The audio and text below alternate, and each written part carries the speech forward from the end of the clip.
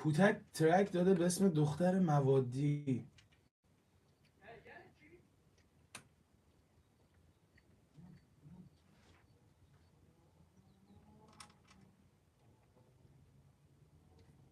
پشمام این صدا ماشین بود، بچه ها شبیه صدا گاو بود، گاوی که داشت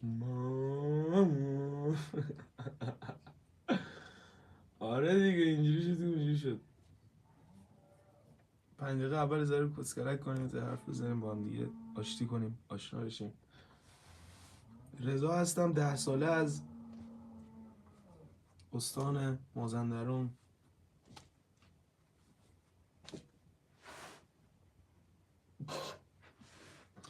ابرو ندارم.